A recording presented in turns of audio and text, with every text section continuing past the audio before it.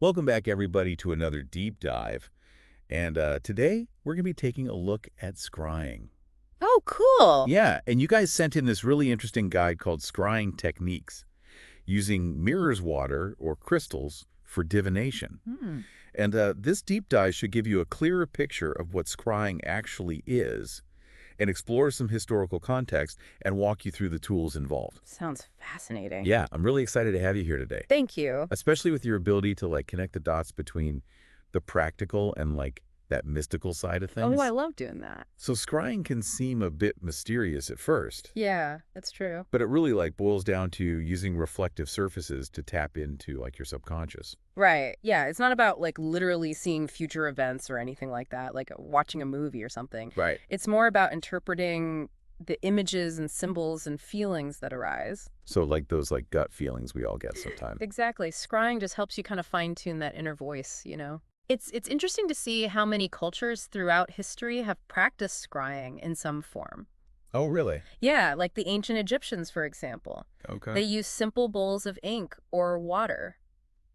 It's fascinating how something so simple Oh, right. can be used for something so profound. Yeah, It makes you wonder if they were on to something, right? it really does. Yeah.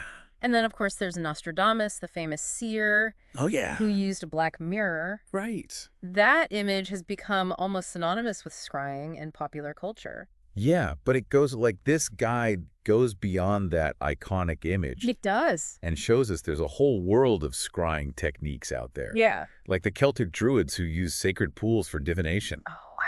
It seems like a lot of cultures integrated the natural world into their practices. Absolutely. There's a deep connection there. Hmm. But you've hit on something important, like the tool itself isn't necessarily magical. Right. It's more about what's happening within the person using it. So let's dive into some of those tools and see what makes each one unique. Oh, This guide covers mirror water and crystal scrying. okay. And it emphasizes that choosing the right tool is about finding one that resonates with you. Mm-hmm. But how do you know if a tool resonates with you?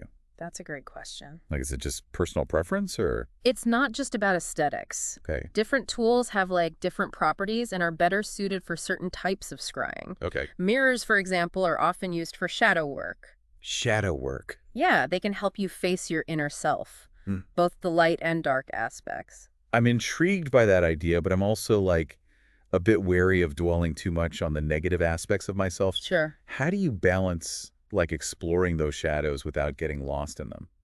That's a good question. It's about bringing those hidden parts into the light of awareness so you can integrate them, Okay. rather than letting them control you from the shadows. Hmm. It's about understanding and accepting all parts of yourself. That makes sense. Yeah. And mirror scrying was especially popular during the Renaissance, right? It was. I think our history buffs would appreciate that little tidbit. For sure. And what's really cool is that you can even make your own black mirror pretty easily. Really? Yeah, just paint a piece of glass with black acrylic paint. Oh, wow. So DIY.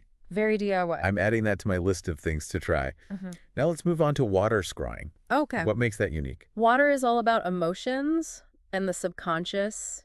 It's very fluid and receptive, Okay. and it's often associated with lunar energy. So if mirrors are about looking inward at our shadow self, Yeah. would it be fair to say that water scrying is more about exploring our emotional depths? Exactly. Yeah. And the guide mentions adding things to the water, like herbs or oils. Right. That's fascinating to me. It's like creating a personalized potion for your intuition, Right. but how do you know which ingredients to use? It's all about trusting your intuition. What scents or herbs are you drawn to? What intentions do you have for your scrying session? Water scrying can get very personal and reveal some powerful insights. It really does seem like a journey into the heart of your emotions. For sure. So we've got mirrors for shadow work, water for emotional exploration. Yeah. What about crystals? They always seem a bit more mystical and out there. Yeah, crystal scrying is often associated with psychic development, connecting with spirit guides, and even getting glimpses into the past or future. The idea of glimpsing the past or the future through crystals is fascinating. Yeah, it I'm is. curious to learn more about how that's even possible. Yeah, well, the guide mentions John Dee, Oh, yeah. an advisor to Queen Elizabeth I, Hmm. used obsidian for his scrying. He's often portrayed as this, mysterious figure, like a royal magician. He was. And obsidian is known for its grounding and protective qualities, Right. which are important when you're delving into such deep spiritual work. Oh, Each crystal type has unique properties. Clear quartz is often used for amplifying energy, amethyst for spiritual work, and so on. so many options. The guide also suggests journaling your visions to help spot patterns. That's a great idea. It seems like the key to scrying, regardless of the tool, is to pay attention to those subtle whispers of intuition and try to understand their meaning. But how do we make sure we're not just seeing what we want to see? That's where we get into the importance of understanding symbolism, Right. which is a whole other layer of this fascinating practice. And that's a great place to pause and pick Okay. up next time. Sounds good. But before we go, do you have any tips for someone who's totally new to scrying and Yeah. wants to give it a try? The most important thing is to approach scrying with an open mind Okay. and a willingness to explore your inner world. Mm-hmm. Be patient with yourself Yeah. and trust the process. Great advice. We'll dive deeper into techniques and interpretation next time. Looking forward to it. See you then. Bye. Welcome back. Last time we talked about the different tools used in scrying. Yeah. And you mentioned the importance of understanding symbolism. Right. I have to admit, that's the part I'm most curious about, but also a bit intimidated by. It's understandable to feel that way. Yeah. Symbolism can seem like this vast and mysterious language. Right. But like any language, Yeah. there are fundamental elements you can learn to recognize and interpret. So it's not just about seeing a random image and making up a meaning on the spot. There's actually some structure to it. Exactly. While symbols can have personal meanings, Okay. there are also like archetypal symbols that resonate across cultures and time. Okay. For instance, flames or smoke often represent transformation, Okay. the burning away of the old to make way for the new. Oh, that makes sense. Yeah. Like a purification process. Yeah. I'm picturing those old scrolls that you have to hold over a flame to reveal the secret message hidden within. That's a great analogy. Another common symbol, especially in water scrying, Okay. is ripples or waves. Those often represent emotional shifts or insights bubbling up from the subconscious. Oh, so instead of calm, still water reflecting a clear image, Right. we see those disruptions. Exactly. Like something stirring beneath the surface. Precisely. And then there are spirals Okay. that show up in various forms. They often symbolize spiritual growth, Mm-hmm. the journey of evolution, even connections to past lives. Past lives. Yeah. Now that's a topic I'd love to explore further sometime. But for now, let's stick with these scrying symbols. What about doors or keys? I feel like those would come up a lot in readings. They do. Doors and keys often represent opportunities, decisions to be made, and secrets waiting to be unlocked. Okay. They suggest a threshold to cross, a new path to embark upon. It's like standing before this mysterious door and having to decide whether to open it or not. What kind of doors do you think people might encounter in their scrying practice? That's the beauty of symbolism. Hmm. It's tailored to the individual. For one person, it might be a career change for another, a new relationship for another, a hidden talent they're ready to explore. Right. It all depends on what's relevant to their path at that moment. This is fascinating. Yeah. But I have to admit, I'm still a bit worried about misinterpreting things. What if I see a butterfly and I think it means transformation, but it really means I need to buy more milk? That's where the art of scrying comes in. It's not about taking symbols literally, but understanding them in context. Okay. Trust your intuition. Does the symbol evoke a strong emotion or memory?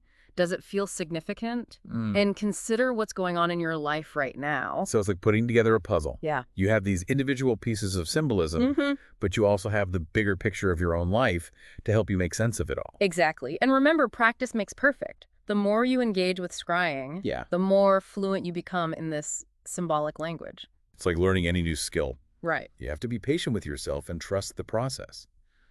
Are there any techniques for strengthening our intuition and becoming better at interpreting these symbols? That's a great question. One powerful technique is journaling. Okay.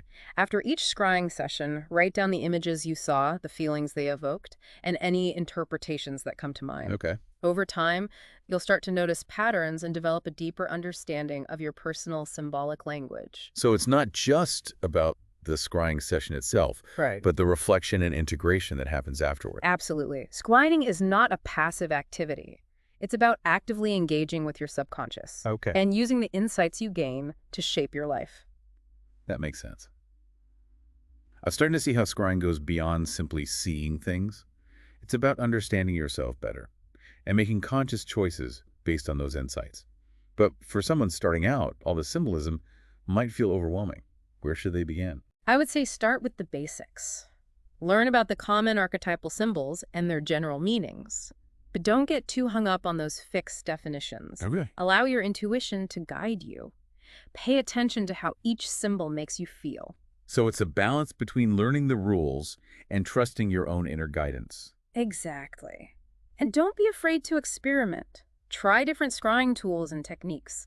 See what resonates with you. It sounds like the key to scrying is not about seeking concrete answers or predictions, Right. but about fostering a deeper connection with ourselves and our intuition. You've hit the nail on the head. It's about cultivating a sense of inner knowing Okay. and using that wisdom to navigate life's journey. This has been incredibly insightful. Great. It feels like we've peeled back some layers of mystery and started to see the potential of scrying as a tool for self-discovery. It's been my pleasure to share these insights with you, Yeah. and I'm sure our listener is eager to dive deeper into their own exploration of scrying. Before we wrap up, is there anything else you want to share with our listener about scrying or the importance of trusting their intuition? Yeah, I think one of the biggest takeaways for me is that scrying isn't just about passively receiving visions, Right. but like actively engaging with our subconscious and using those insights to guide us. Yeah, you got it. Yeah. Scrying is a tool for empowerment. It's about taking control of our own narratives and shaping our destinies. So it's not about predicting the future, Right. but understanding ourselves better so we can make informed choices and create the future we want. Precisely. It's about recognizing that we have this incredible well of wisdom within us. And scrying helps us access that wisdom. That reminds me of something you said earlier about every surface having the potential to become a portal. Oh, yeah. That really struck a chord with me. What's fascinating about scrying is that it turns the ordinary into the extraordinary. Right. Every mirror, every pool of water, every crystal, they all hold the potential to become a gateway to our inner worlds. It's like we're surrounded by these potential portals all the time, Right. but we just need the right tools and techniques to open them. Exactly. And the most important tool is our own intention and willingness to see.